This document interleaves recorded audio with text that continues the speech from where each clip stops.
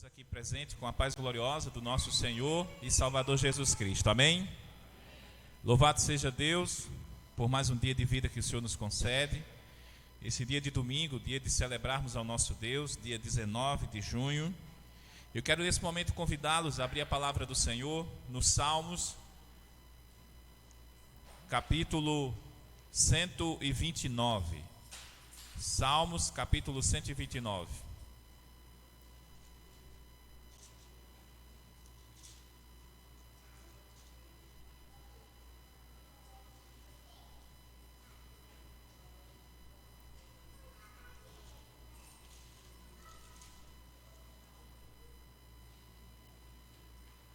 Amém? Todos acharam? Salmo de número 129, a partir do versículo 1, que diz assim a palavra do Senhor: Se não fosse o Senhor que estivesse ao nosso lado, Israel que o diga. Se não fosse o Senhor que esteve ao nosso lado, quantos homens se levantaram contra nós e nos teriam engolido vivos, quando a sua ira se acendeu contra nós? As águas nos teriam submergido e sobre a nossa alma teria passado a torrente. Águas impetuosas teriam passado sobre a nossa alma. Bendito o Senhor, que não nos deu por presa aos dentes deles. Salvou-se a nossa alma, como um pássaro do laço do passarinheiro, quebrou o laço. E nós nos vimos livres.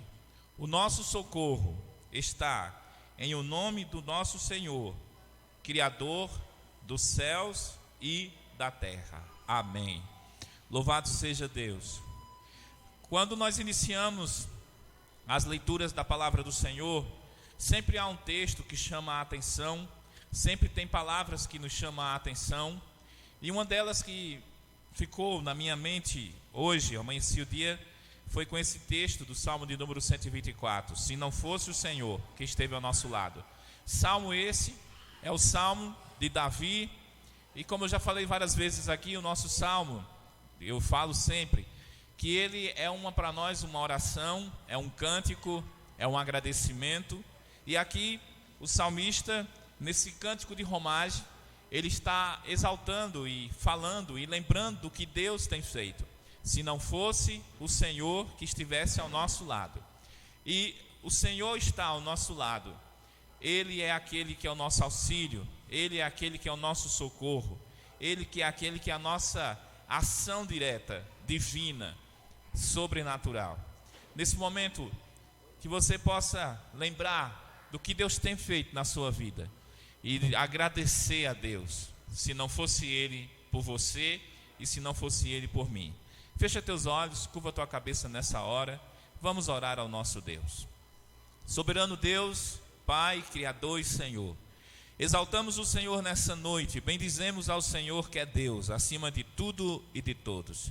Te bendizemos, ó Pai, pela oportunidade de estarmos aqui hoje, na Tua casa, para louvar e bendizer. Que haja em nosso coração o mesmo sentimento que houve em Davi quando disse: alegrei-me quando me disseram, vamos à casa do Senhor. Senhor, que isso seja sempre, Pai, essa vontade, esse desejo de estarmos cultuando, de estarmos rendendo ao Senhor graça. Nessa hora, em nome de Jesus também, Senhor, eu quero colocar diante do Senhor as nossas vidas e pedir a Tua misericórdia, a Tua graça e o Teu perdão. O Teu perdão, ó Deus, se alguma palavra, se algum pensamento, atitude, olhar ou qualquer outra coisa possamos ter entristecido o Senhor, eu peço, Deus, o Teu perdão pela minha vida e pela vida de cada pessoa, ó Deus, que aqui se encontra.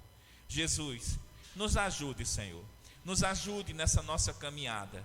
A Tua palavra fala, Senhor, que o Senhor sofreu no pecado, mas o Senhor não pecou, e o Senhor é capaz de socorrer todo aquele que é tentado. Senhor, nos ajude nas nossas tentações a vencer ela, nos dê força, nos dê graça. Senhor, nos ajude, Deus, a viver uma vida de santidade, a bendizer o nome do Senhor, a ter, meu Deus, estampado, Senhor, na nossa vida cristã, um bom testemunho. Abençoe, Deus, cada vida que aqui se encontra, neutraliza toda e qualquer força contrária.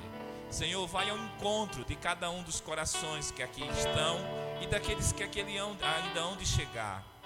Ó Deus, que nós possamos, Senhor, nessa noite de culto, prestar um culto racional ao Senhor. entregando primeiramente nossas vidas ao Senhor. Toma, Senhor, cada vida aqui. Usa-nos através do louvor. Usa-nos através da mensagem a ser ministrada. E a honra, e a glória, e o louvor seja somente do Senhor. Nós oramos e te agradecemos. Amém. Vamos louvar o Senhor nesse momento, irmãos. Boa noite, graças e paz a todos. Vamos ficar de pé, irmãos. Amém. Glória a Deus. Aleluia.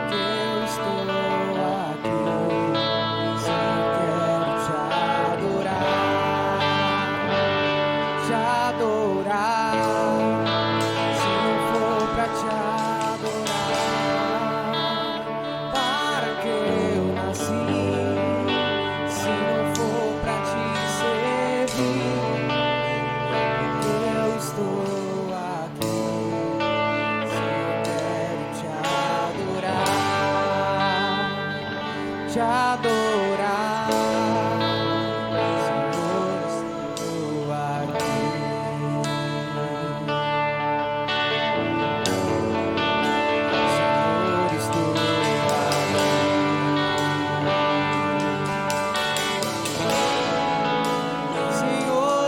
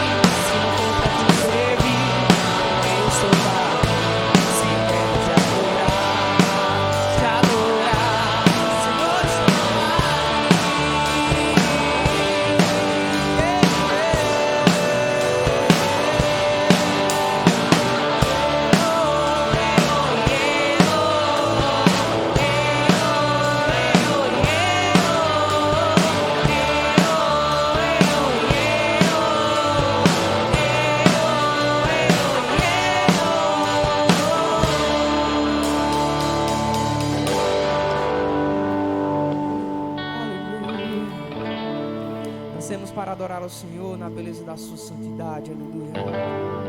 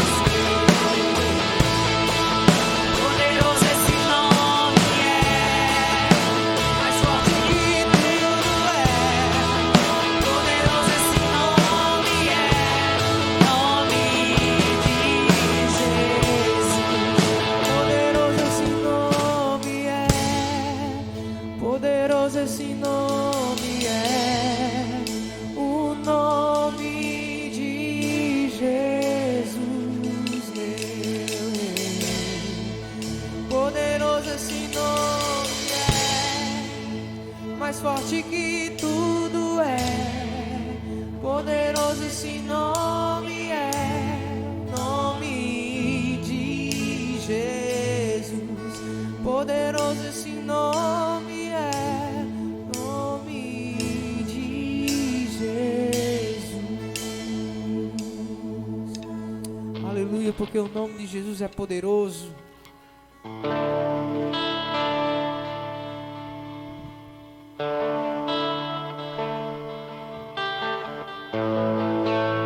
Digno dessa canção, só tu és Senhor.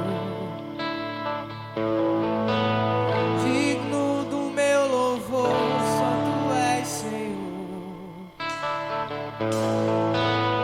Digno da minha vida, tu és Senhor. Oh, eu sou teu.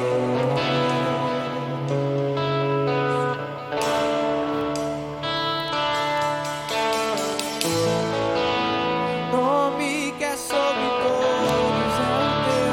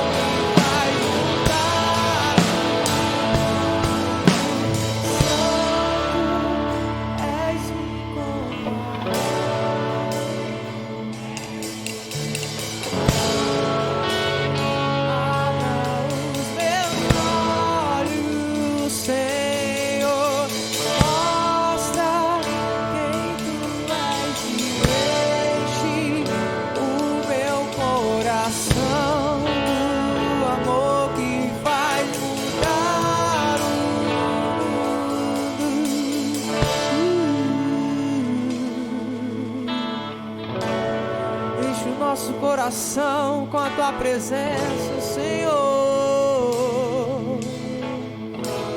Não queremos ser mais os mesmos.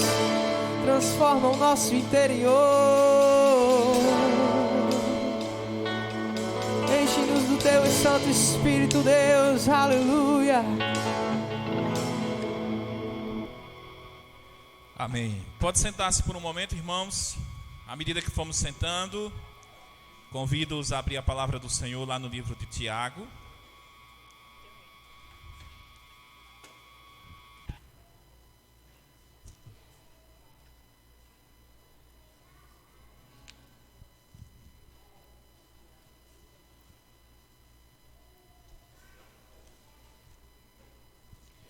Tiago, capítulo 5.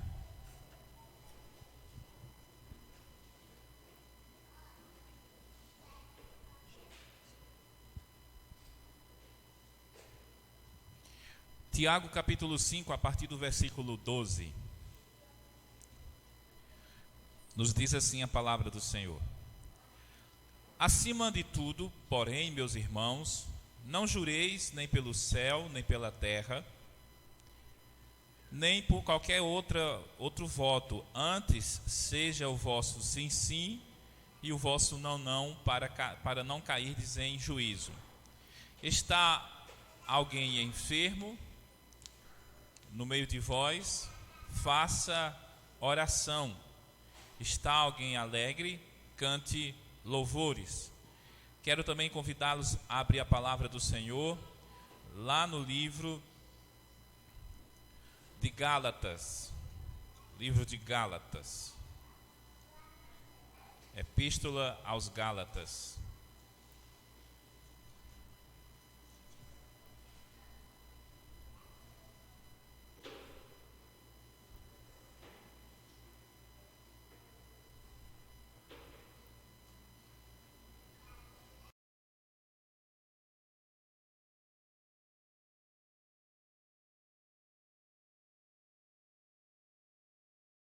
Gálatas, capítulo 6.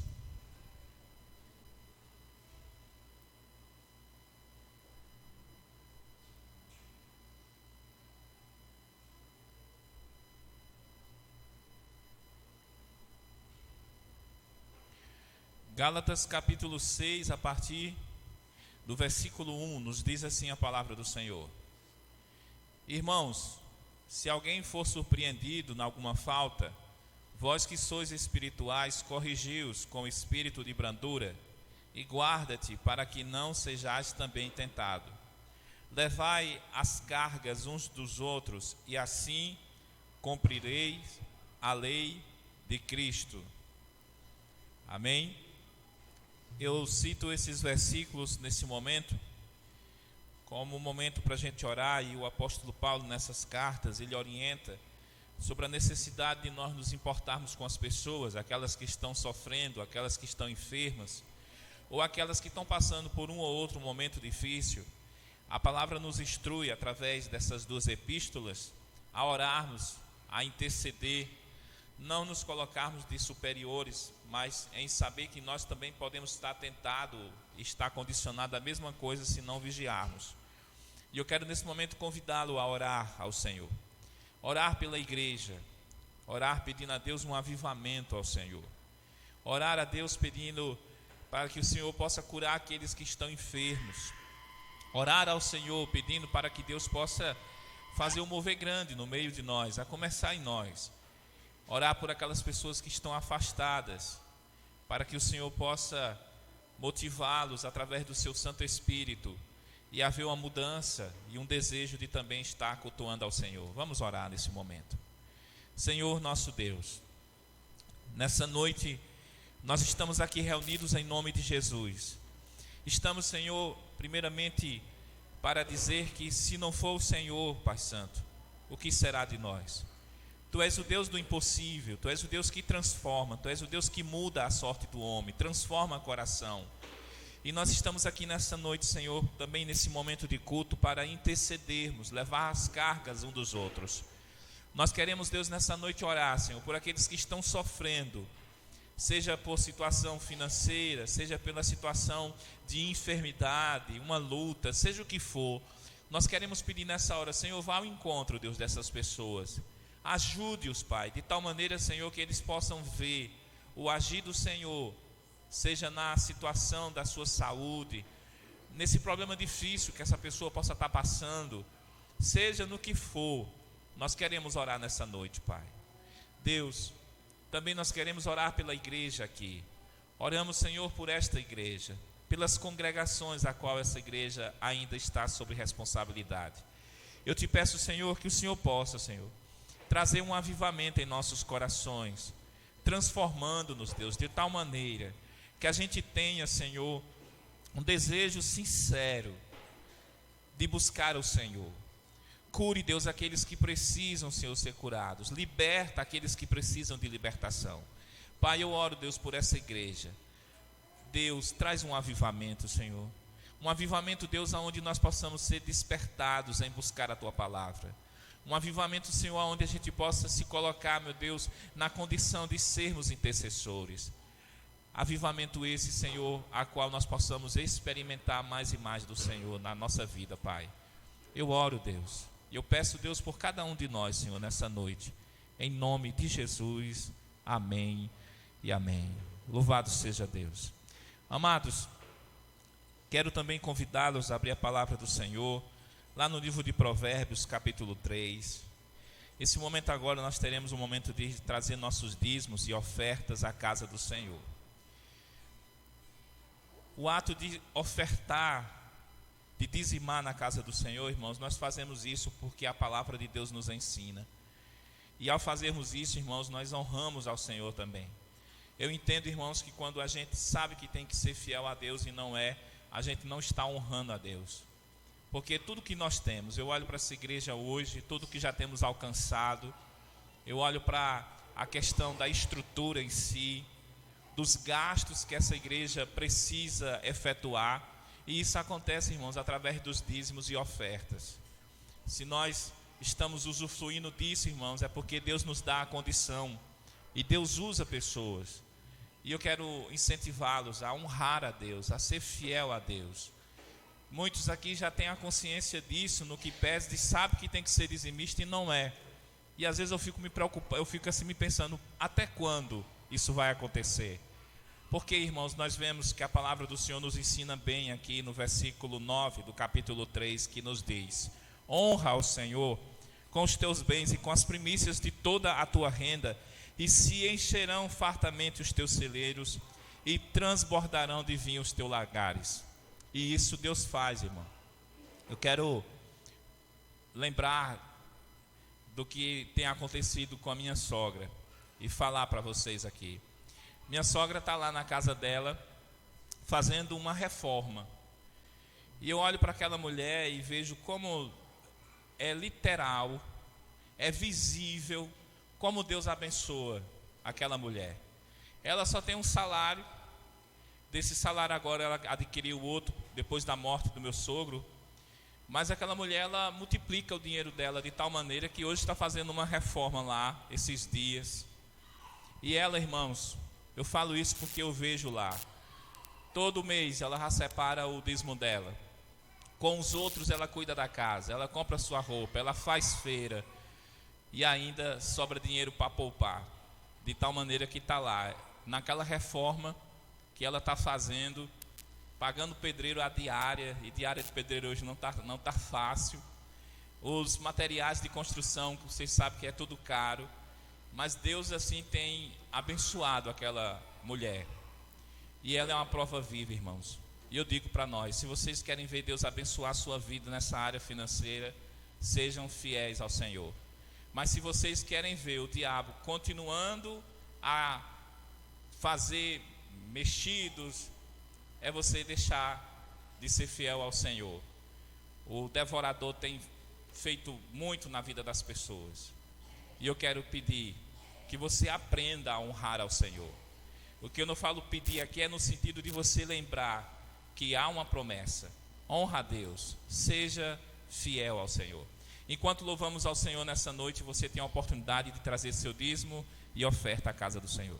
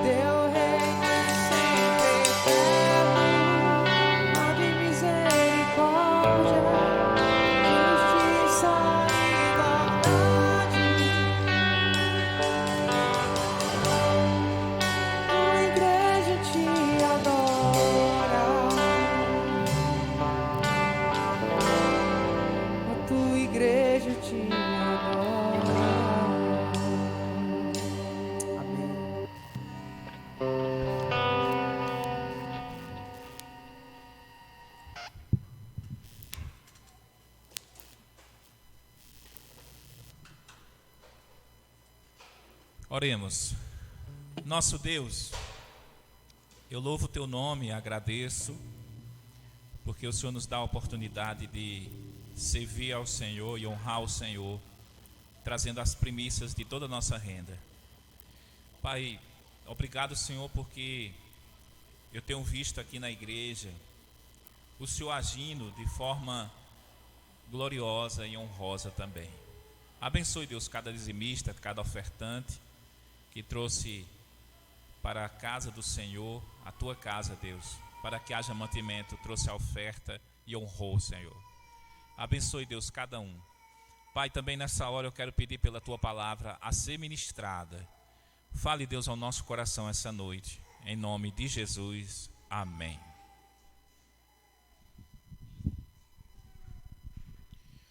Amados irmãos, nesse momento eu quero convidá-los.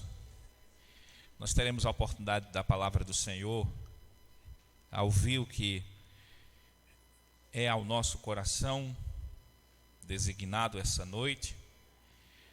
Eu quero convidá-los a abrir lá no livro de Mateus, Evangelho segundo Mateus, capítulo 13.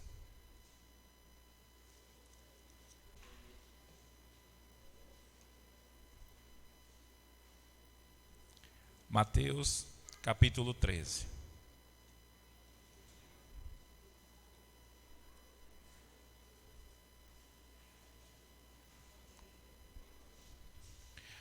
Mateus, capítulo 13,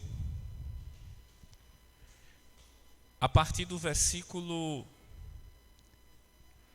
44, somente esse versículo essa noite. O textual. Mateus capítulo 13, a partir do versículo 44, no caso, nos diz assim: o reino dos céus é semelhante a um tesouro oculto no campo, o qual certo homem, tendo achado, escondeu, e transbordando de alegria, vai, vende tudo o que tem e compra aquele campo. Amém. Só até aí. Quando eu penso na questão das redes sociais, na internet, que nós assim temos para acessar essas redes, quando eu penso na questão de aplicativos, que são muitos, as redes sociais, ela pode ter um bom benefício ou um mau, dependendo da forma com aquele a qual está manuseando. Eu gosto muitas das vezes de me deparar com textos, com versículos, a qual pessoas citam quando eles têm assim uma relevância grande e fala de uma forma especial.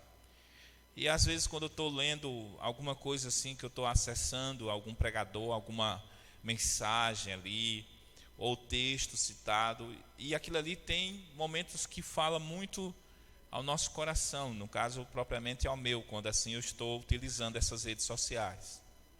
Há também uma necessidade de haver uma vigilância, se policiar, saber o que é que nós estamos vendo. E há dias atrás, eu me deparei com uma ilustração e uma pregação sobre esse texto, e comecei a refletir e pensar, sendo que esse texto, alguns anos atrás, quando eu estava lá em Carpina, numa das nossas assembleia anual das batistas, no caso das igrejas batistas, e eu tive também a oportunidade de ouvir um pastor, doutor Schuller, ele explanando essa mensagem, só que ele já falando também no livro de Marcos, sobre esse tesouro escondido. E hoje, propriamente, irmãos, eu quero levar eu e você a pensar sobre esse tesouro. Jesus aqui, em Mateus capítulo 13, versículo 44, Jesus compara o reino dos céus como um tesouro escondido. Ele diz que o preço para conseguir esse tesouro é vender tudo o que tem. Isso ele fala e refere-se ao reino dos céus. Essas parábolas aqui antes, ele vai explanar sobre a parábola do tesouro escondido, como também a parábola da pérola preciosa, que é o que vem depois. E tudo isso ele fala e direciona acerca do reino dos céus. O que é isso, o reino dos céus?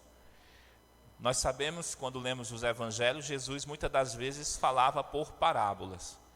E um dos discípulos perguntou a Jesus por que quando é para eles, no caso dos discípulos, ele falava diretamente, e quando era para algumas pessoas ele usava as parábolas para explicar alguma coisa. E Jesus vai dizer porque aqueles lá, o reino de Deus foi revelado, mas aqueles lá, no caso os que estavam ouvindo a parábola, nem todos haveriam de ter a compreensão. Somente quando chegasse o momento exato, quando ali o Espírito sendo derramado e revelaria diretamente para que ninguém mais tivesse dúvida. E é tanto que já perto da sua morte, quando Jesus está falando, mais uma vez os discípulos vão dizer: mestre, vejo que o Senhor fala claramente, não precisa mais usar parábolas. E a parábola aqui no caso é justamente, é chamado comparação. Jesus ia trazer um ensino, e aquele ensino a qual Jesus ia trazer, ele usava comparações para que pudesse explicar e trazer um entendimento melhor para aqueles que ali estavam a ouvir. Então, esse texto e esse versículo 44, quando ele fala sobre esse tesouro escondido, ele vai falar justamente que esse tesouro, ele é o reino dos céus.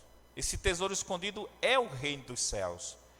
E eu queria hoje chamar a atenção minha e sua para 3 coisas importantes que esse texto revela para nós hoje, somente aqui nesse versículo 44.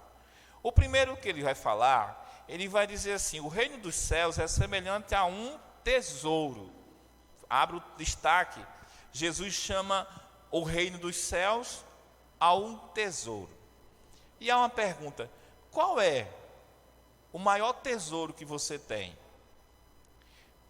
Essa parábola vai dizer que esse homem que encontra esse tesouro, vai dizer a palavra de Deus assim: o reino dos céus é semelhante a um tesouro escondido, dependendo da versão bíblica, no campo ao qual o homem, tendo achado, no caso esse tesouro, ele, transbordante de alegria, ele vende tudo o que ele tem para ter esse tesouro com ele.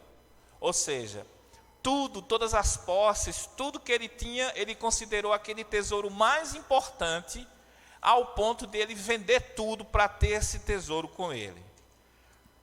Aqui, irmãos, esse tesouro é o próprio Deus. Jesus aqui está falando que esse tesouro é Deus para a minha vida, é Deus para a sua vida. O reino dos céus é esse tesouro. E quando eu penso aqui nesse texto, e eu refletindo esses dias, qual que tem sido o maior tesouro seu realmente? Porque o que o texto vai dizer é que o maior tesouro deve ser o reino dos céus. Lá no livro de Mateus, capítulo 6, versículo 32 e 33, diz assim: buscai, em primeiro lugar, o reino do céu e a sua justiça, e todas as outras coisas vos serão acrescentadas. Quando Jesus fala isso, ele fala dessa promessa: se eu busco em primeiro lugar o reino dos céus, e se eu faço desse o meu esforço, todas as outras coisas me serão acrescentadas. E isso é quando eu priorizo o reino dos céus. Quando eu tenho Deus como a pessoa principal na minha vida, o que é mais importante na minha vida. A outra coisa que também que me chama a atenção nesse texto é que ele também vai falar que esse tesouro ele está escondido, oculto. O tesouro está escondido. E o que significa isso?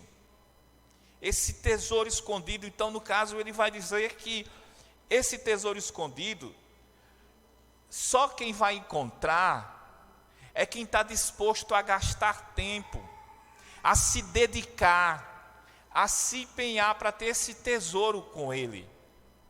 Só quem vai ter condição de ter esse tesouro é quem está disposto realmente a buscar.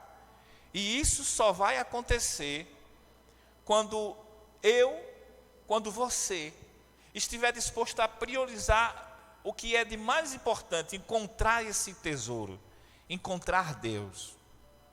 Há pesquisas alarmantes, entre elas, que falam que dentro das igrejas, há muitas pessoas que estão desviadas dentro da própria igreja.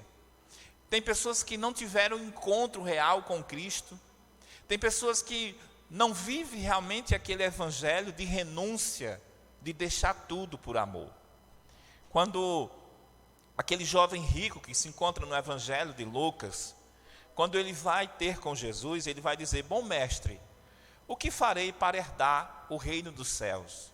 Aí Jesus olhou para ele e disse assim: olha, se você obedecer os mandamentos, aí ele começa a dizer: sim, eu obedeço, eu faço tudo isso, eu vou no caso, naquela época, a sinagoga, né, no caso, eu vou ao templo, eu jejuo, eu faço isso. E Jesus começou a ver que ele estava falando tudo aquilo que ele fazia, que de certa forma é bom.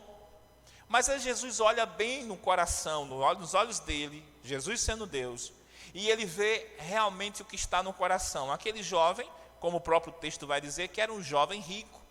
Aí Jesus vira para ele e diz assim: olha, então vai, vende tudo que tu tem, pega a tua riqueza e dá aos pobres, e terá tesouro maior nos céus. E a palavra do Senhor vai dizer que aquele jovem, que aparentemente obedecia, ia à igreja, honrava pai e mãe, fazia muitas coisas que é cabível para aqueles que precisam ter uma mudança em Cristo, mas o coração dele não era totalmente de Deus, porque o que estava no coração daquele jovem rico eram suas riquezas, e ele não abriu mão delas. Hoje à tarde eu assisti um filme, agora vou me perder o nome, é um filme de Adam Sandler, é sobre o milionário, parece que o tema do filme é assim.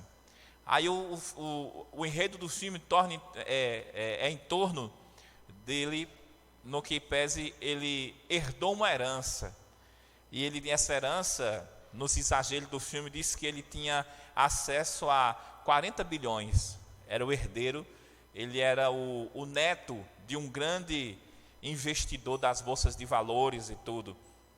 E aí o que me chama a atenção desse filme é que o autor, no caso, ele não dava tanta importância para a riqueza. Aí tudo que ele fazia, ele dava dinheiro para as pessoas, ele ajudava as pessoas, e ele não colocou o dinheiro como o principal para a vida dele. E eu olhando o filme, e o final do filme o fechamento do filme vai ser que, na verdade, ele não vai ser o herdeiro verdadeiro, e sim o mordomo. E ali, quando ele vai embora do lugar onde ele está com o encontro com o mordomo, aí o mordomo pergunta a ele se ele quer alguma coisa. Ele diz que não quer nada, mas mesmo assim o mordomo dá a ele um valor, uma quantia, e essa quantia que ele dá é uma quantia que ele pega esse dinheiro e dá para as pessoas na cidade lá, porque ele não está tão interessado nesse valor.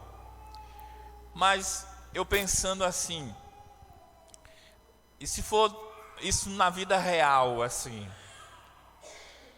nessa vida real, se a mola aparentemente desse mundo é o dinheiro, né? Até que ponto nós estamos dispostos a abrir mão do dinheiro, né? Isso para aqueles que assim o têm, e tem sobrando, né? Em mim está faltando, né? Tá sobrando não.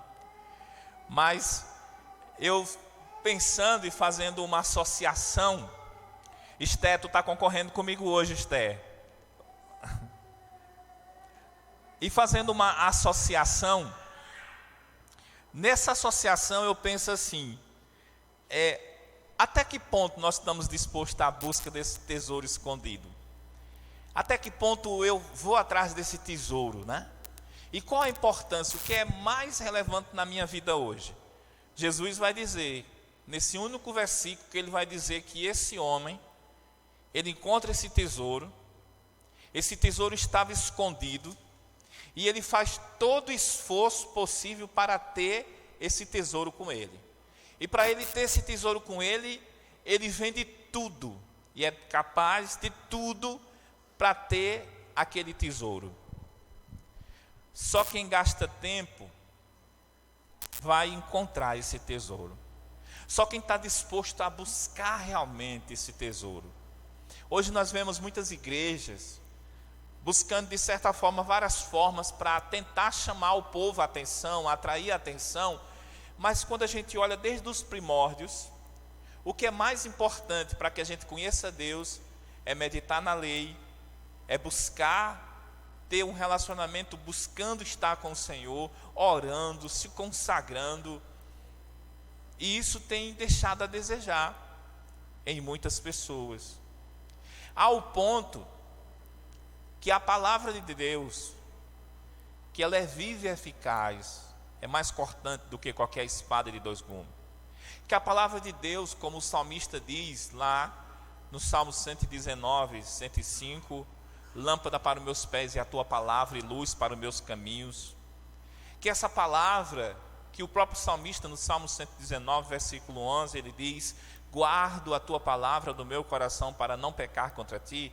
Essa palavra, irmãos, nós não estamos mais lendo como devia, não estamos mais meditando como é necessário, não estamos mais assim ruminando a palavra.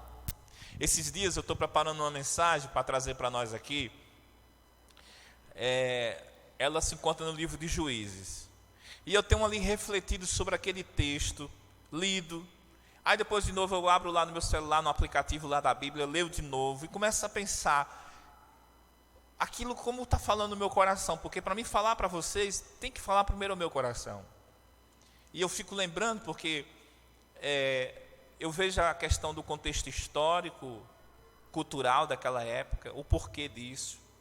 E fico pensando, e ao mesmo tempo eu fico pedindo para Deus: Deus, me faz ter amor à tua palavra, me faz buscar realmente a tua palavra e meditar nela. Então esse tesouro escondido, irmãos, quando eu olho aqui nesse texto, ele tem a ver com a busca, ele tem a ver o quanto você está disposto a buscar. Mais uma vez, hoje, se ela estivesse assistindo, mas hoje ela não está, eu quero falar de novo dela, minha sogra. Não é porque ela está me dando dinheiro fazendo, não. Às vezes ela faz brigar comigo, irmãos, mas eu faço é falar bem dela, viu? Esse dia ela até é birrenta comigo, brigando comigo direto.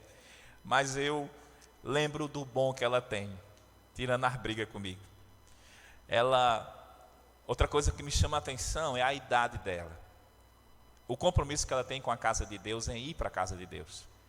Desde a época quando nós fazíamos parte da outra igreja, eu admirava o empenho que aquela mulher com aquela idade em ir para a casa do Senhor.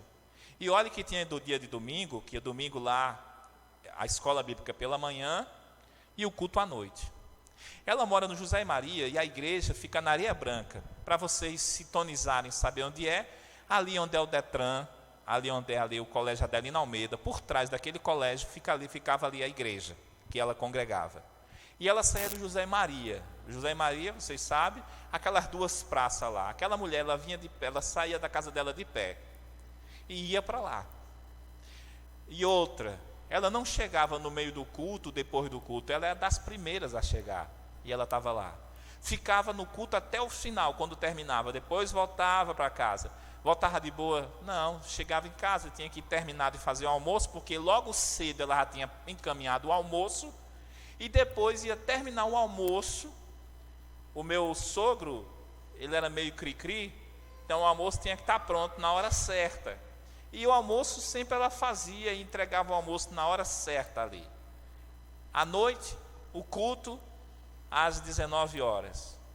aquela mulher saía de pé da casa dela, do José e Maria, caminhando, e chegava lá na igreja. Antes do culto começar, ela estava lá.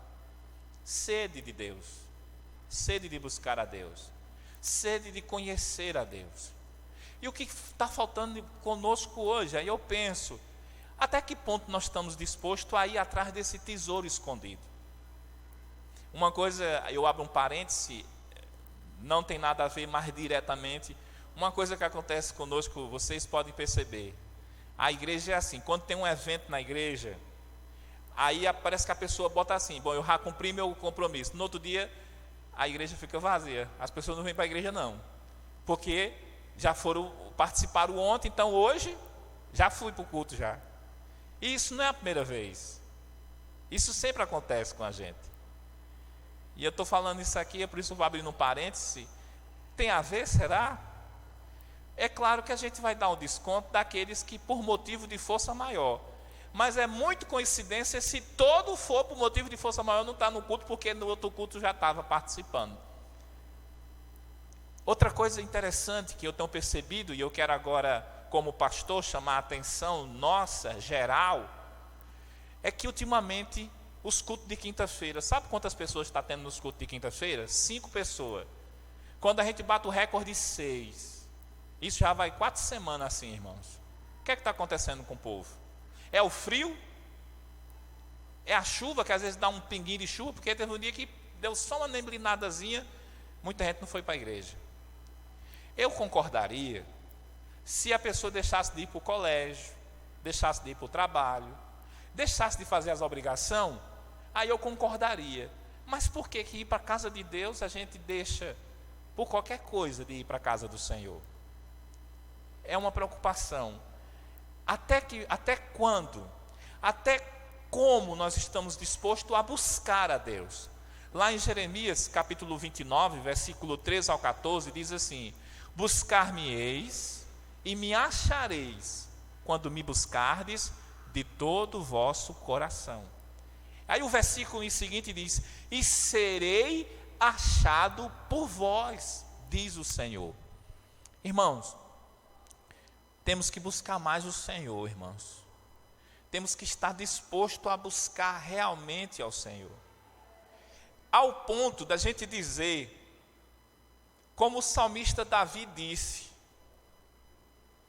alegrei-me quando me disseram, vamos à casa do Senhor. Outro texto mais forte é o seguinte, que diz: plantado está os meus pés sobre a tua casa. Quando eu leio esse texto, alegrei-me quando me disseram, vamos à casa do Senhor. Aí é muito forte esse texto, mas o seguinte ele vai dizer: plantado está os meus pés. É como se fosse o seguinte: ele está com aquela ânsia tão grande, aquele desejo tão grande de chegar na casa do Senhor, que quando ele pisa os pés, ele disse: eu estou na casa do Senhor. Então isso, irmão, tem que ser essa motivação na nossa vida. O tesouro escondido, irmãos, aqui, que é Deus, a representação, é também nós estamos dispostos a buscar o Senhor em oração. Em oração. Há um homem chamado A.W. Tozer. A.W. Tozer, ele era um conferencista, pastor. Ele foi escritor de vários livros. O nome dele é Aiden Wilson Tozer. Ele, americano, ele, entre outras frases que ele tem dos seus livros, tem uma que diz assim: orar, orar e continuar orando até começar a orar de verdade. E eu, vendo esse texto, a oração, irmãos, na nossa vida também ela tem que ter esse significado da insistência, da oração, da vontade de orar, da vontade de estar junto. Os cultos de quinta-feira aqui, irmãos, era para ser o culto mais cheio. E é triste dizer que não é só na minha igreja a qual eu pastoreio, quando eu falo minha no sentido de responsabilidade pastoral. Muitas igrejas, irmãos, os cultos de oração é bem pouca gente, quase ninguém. Está chegando agora aí as férias para aqueles que estudam. Será que nas férias, às quinta-feira, vai estar cheia a igreja? Ou será que vai continuar do mesmo jeito? Outro autor, esse autor desconhecido, diz assim: quando você estiver sem vontade de orar, ore, até que a vontade volte. Eu achei isso aqui engraçado também. Esse autor disse: quando você estiver sem vontade de orar, ore, até que a vontade volte. Orar, irmãos. Se nós precisamos conhecer, precisamos buscar a Deus, devemos orar. E a terceira e última coisa que eu penso nesse texto também é que o nosso coração, ele não pode estar dividido. O texto vai dizer assim, no versículo 44, ele vai nos falar da seguinte maneira: o reino dos céus é semelhante a um tesouro. Falamos sobre esse tesouro que é Deus. Um tesouro escondido, então nós devemos buscar esse tesouro até encontrar. E depois ele vai falar que transbordando de alegria, ele vai e vende tudo que tem e compra aquele tesouro, aquele campo, porque sabe que lá está o tesouro. Vende tudo. A terceira coisa que eu penso aqui, irmãos, é que para termos Deus, a gente não pode estar com o nosso coração dividido. Ele não deixou que nada mais pudesse ocupar. Ele vendeu tudo que ele tinha, porque ele sabia que se ele comprasse aquele campo, o tesouro dele está ali. Então, nós precisamos, irmãos, ter esse desejo no nosso coração de não ter o nosso coração dividido, mas sim um coração centrado em buscar a Deus. Não tem um dizer popular que diz que quem procura, acha. Se a gente realmente se dispor a buscar a Deus, se a gente se dispor realmente a buscar, no Salmo 27, versículo 4, Davi diz assim: uma coisa pedi ao Senhor e a buscarei. Uma coisa pedi ao Senhor e a buscarei, que eu possa estar continuamente na tua presença. Salmo 27, Davi diz: uma coisa pedi ao Senhor e a buscarei. Então ele está dizendo: Deus, eu estou pedindo ao Senhor, mas eu vou buscar isso do Senhor. Eu quero estar na tua casa, eu quero buscar o Senhor, eu quero estar tendo o Senhor na minha vida, eu quero ter o Senhor acima de tudo. O Senhor tem que ser o principal na minha vida. E esse salmo vai dizer para nós isso, que Davi, ele buscou ao Senhor. Davi, ele desejou: uma coisa peço ao Senhor e a buscarei, que eu possa morar na casa do Senhor todos os dias da minha vida. Davi aqui, irmãos, ele está pensando, no caso se ele tivesse vivo, ele estava pensando no agora e no futuro está na casa do Senhor. Qual é o nosso final de tudo na nossa vida? Qual é o nosso maior desafio hoje? O pastor Gelry, pregando domingo passado, ele disse que nós devemos terminar bem. Terminar bem. E terminar bem, meu querido, é você entender que Deus, Ele deve ser o seu tesouro. E esse tesouro você deve buscar Ele. Fazer de tudo para ter esse tesouro na sua vida. E esse tesouro estando na sua vida, nada pode ser maior ou melhor do que Ele na sua vida.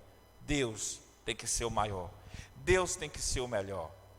Aquele jovem rico, era a riqueza que ocupava o coração dele. E aquele jovem rico não foi capaz de deixar tudo por amor ao Senhor. Qual é o maior tesouro? E quando eu busco a Deus, nessa necessidade, não é para tão somente ser abençoado por Deus, mas você tem que buscar a Deus também para que você possa, e eu possa, ser um instrumento de Deus, por conhecer a Deus. Eu estava esses dias conversando com uma pessoa da fé, aí ele disse que tem uma igreja que ele vai, e ele sabe que quando ele vai ali para aquela igreja, ele conhece um irmão, e sabe que aquele irmão é um homem de Deus, e ele é um homem de Deus de tal maneira, porque é um homem que tem compromisso, que busca, e Deus assim lá na particularidade dele, usa aquele homem de uma forma especial. Aí, mudando em extremo, mas no mesmo sentido, tem uma pessoa importante aqui da cidade. Ele tem medo de ir numa igreja determinada aqui, porque ele sabe que lá tem um irmãozinho, simplesinho, mas é um irmão usado por Deus. Aí ele disse: eu não vou lá não, naquela igreja não, porque aquele irmão lá, Deus usa ele, vai que eu vá lá e ele conta minha vida todinha, eu vou nada. Aí ele já fala assim, porque essa pessoa importante aí, de um cargo importante, ele é peça rara, ele apronta. Aí ele sabe que se for lá, ele tem medo de Deus usar lá aquele irmãozinho e reine do Senhor nele. Mas eu preciso, irmãos, ter essas necessidades de buscar a Deus, irmãos, para que eu também possa ser usado por Ele. E outra coisa importante que eu e você precisam entender, é que quando nós buscamos a Deus, nós somos capazes realmente, se estamos dispostos a deixar tudo, é porque nós precisamos amar mais a Deus. É muito fácil a gente dizer assim: eu amo a Deus. Eu amo a Deus.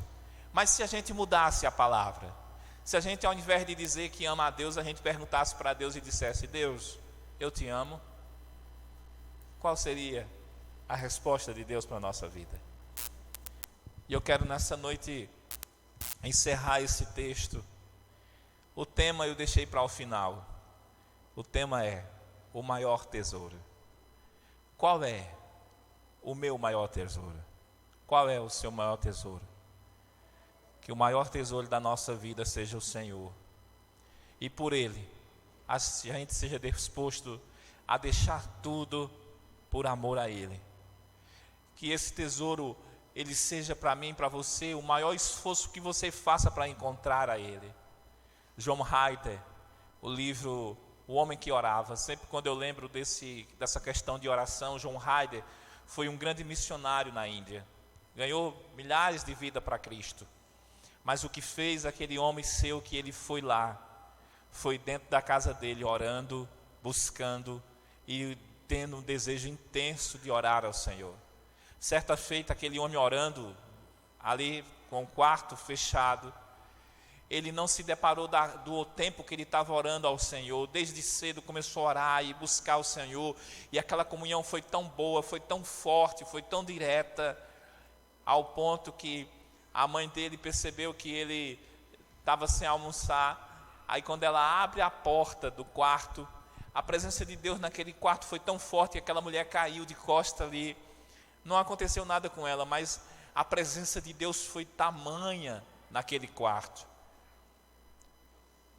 Lá no livro de Lamentações, capítulo 3, nos diz assim: ponha a tua boca no pó, talvez ainda haja esperança.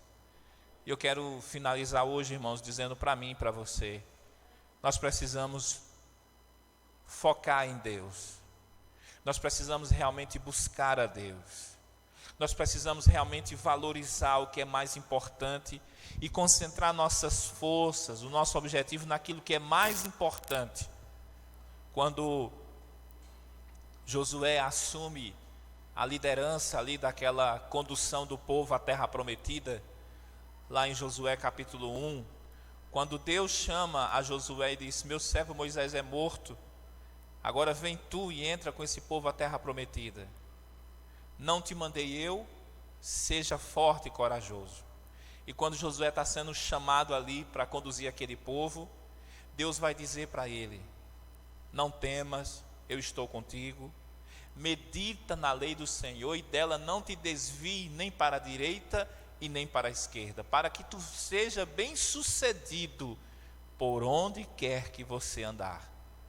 Amado irmãos, a essência é a mesma, é buscar conhecer a Deus, é buscar ter compromisso com Deus, é buscar fazer aquele esforço tamanho de estar com Deus, de orar ao Senhor, de buscar ao Senhor, de tal maneira que isso seja o mais importante na nossa vida. E como o próprio Jesus diz em Mateus capítulo 6, versículo 32 e 33, Buscai, pois, em primeiro lugar o reino de Deus e a sua justiça, e todas as outras coisas vos serão acrescentadas. Nosso Deus e Pai, nessa noite eu coloco diante do Senhor a minha vida. Reconheço, Deus, o quanto eu preciso mais do Senhor. O quanto, Deus, eu preciso que o Senhor nos oriente, nos ajude, Pai, a realmente priorizar o Senhor em nossa vida. Abençoe, Deus, essa igreja. Abençoe, Deus, a vida de cada irmão. E nos ajude, Senhor, a ter esse compromisso real e verdadeiro, Pai. Eu oro por nossas vidas e tudo nós te pedimos, Pai, em nome de Jesus. Amém e amém. Amados, nós estamos chegando ao final do nosso culto. Antes disso, eu quero mais uma vez externar a minha gratidão pelo empenho ontem de nós termos realizado a nossa noite nordestina. Foi algo que superou as expectativas em termos de presença de pessoas, né, irmãos? Na reunião eu tinha dito para os irmãos que as igrejas viriam, e elas vieram mesmo, irmãos. Teve um momento do culto, do acontecer, que a igreja do N4 nem tinha chegado ainda, e eu sabia que eles vinham. Eles mandaram mensagem para mim: pastor, nós estamos chegando aí. E mesmo naquela multidão de gente ainda do N4, chegaram 60 pessoas, irmãos. Vieram com ônibus e os carros pequenos. E eu louvo a Deus assim pela a chegada, né, e a presença dos irmãos. Teve algumas coisas que aconteceram, sim. A gente não esperava que houvesse assim alguns assim não esperavam em termos de quantidade de pessoas, e os lanches nossos não foram suficientes, né? Em parte, irmãos, eu quero externar também para os irmãos isso, que as doações não chegaram como era para chegar. Muitas pessoas não doaram, e a gente teve, eu mesmo estava correndo atrás aí de algumas doações por fora para que a gente pudesse realizar. Mas a gente via muitas pessoas falando: pastor, a fé foi pouca, acabou as coisas e tudo. Por outro lado, outras pessoas disseram: não é bom assim, porque vende umas coisas e as outras que iam ficar, vende também. Eu sei que venderam tudo, graças a Deus. Algumas coisas que aconteceram também que eu percebi, um exemplo: a carne com frango, o cuscuz com frango, o cuscuz com a costela, era R$8. Alguns estavam vendendo por R$5. Foi um vacilo, né? Que era para a gente tomar cuidado. Então, nós vamos nos consertar naqueles erros que nós tivemos para nos policiar, né? No começo também o pessoal estava meio agoniado, meio assim, mas deu certo no final. Mas eu quero louvar a Deus assim, porque houve um empenho antes, durante e depois. E foi muito bom, irmãos. Eu louvo a Deus assim também pelos desafios que aconteceram. E eu tive fazendo a conta do que nós lucramos e os gastos, né? No sentido de gastos. E a gente gastou, irmãos, para vocês terem uma ideia,